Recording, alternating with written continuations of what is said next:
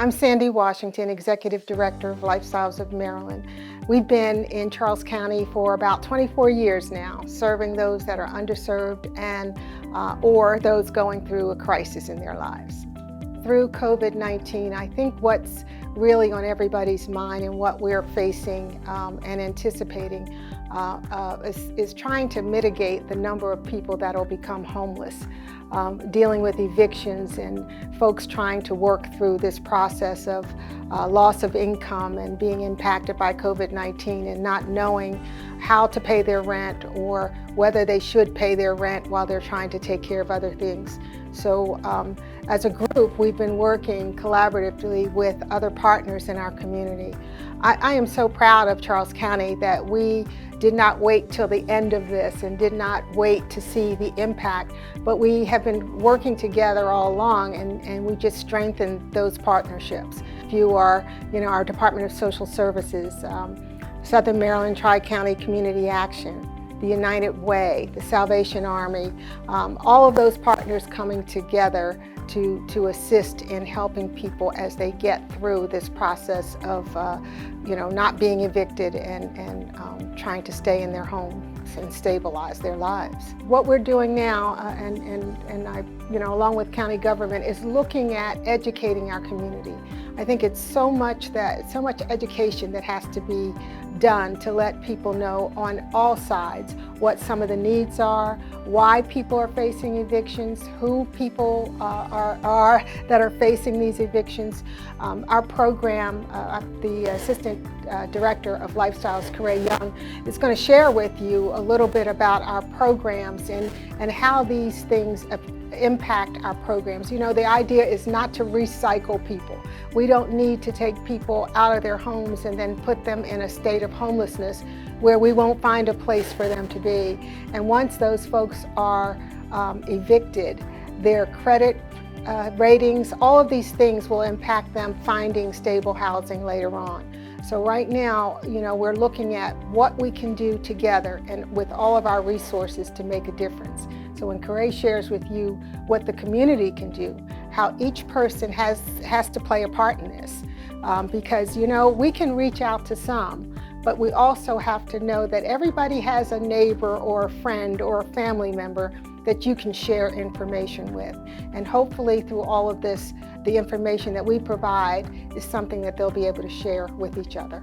Hi, my name is Corae Young. I'm the Assistant Director at Lifestyles of Maryland. There's actually two things as far as people misunderstanding the situation. The first part is moratorium did not mean that people should have stopped paying their rent.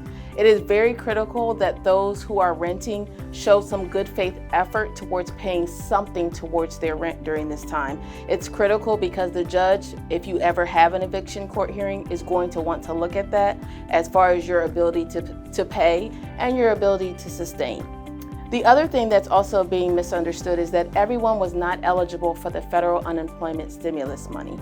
And so we have families who may have been impacted because of loss of income due to someone in their household dying from COVID, or loss of income due to someone being affected and no longer able to work.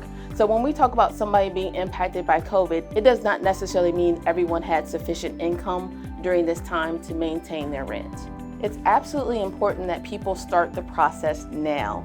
While the CDC moratorium is through December 31st, we are strongly encouraging people who might owe multiple months of rent to start working with local agencies to get access for financial assistance, because there may be in January where there may not be sufficient resources to help them. So it's very critical that they start that process. It's also very important that if they do get called for a court hearing, the judge is going to ask whether they have tried to solicit any support from any government or agency sources. So that is also going to be a critical piece for them to take to court. So it's very important that persons complete the CDC, the Centers for Disease Control, the declaration page. That should be provided to their landlord to show that they are legally stating that they have not had the ability to pay their full month's rent. And that is important to provide to the landlord and to also keep proof of that declaration, so you can show the judge that you did submit that. It's also important that persons show any income and any expenses that they had during this time and any payments that they made to the landlord to show good faith effort.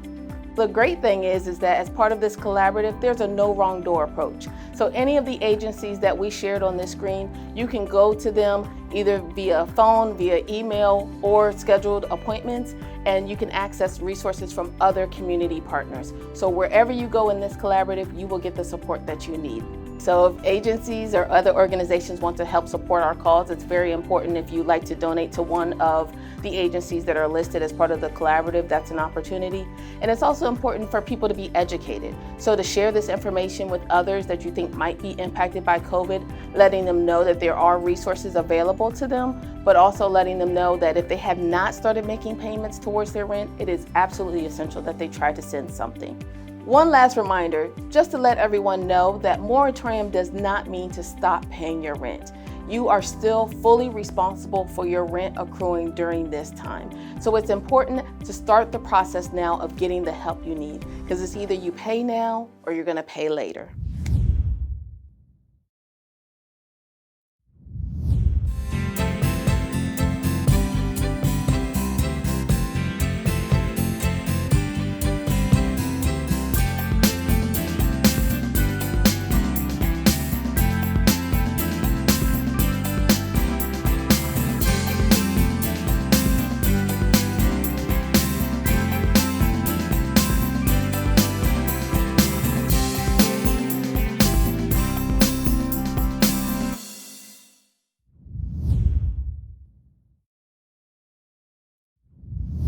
Hi, I'm Renesha Miles, your Community Engagement Coordinator with Charles County Government, here to remind you about 2020 Census. All right, so the census is ending on September 30th. You just have a few more days left to make sure you are counted. This is very important for Charles County. We need to know how many people we have here so we can get the services and resources that we all need. So 2020census.gov is where you want to go to make sure you are counted. Remind your neighbors, remind your friends. We are at 74% right now in Charles County. That's 4 points higher than the state of Maryland, so we're doing really good, but 100% is always the goal. Our western area friends need to get those numbers up. You guys are still a little bit low, so please, please remind everyone that lives in your neighborhood to be counted. Your count matters. Hashtag Census Challenge, just a couple days to go. September 30th is the deadline. Make sure you get it done. You matter. Your count matters, okay? 2020 Census, let's do it. Applying for jobs with Charles County Government is now easier and more efficient. Visit www.charlescountymd.gov for more information.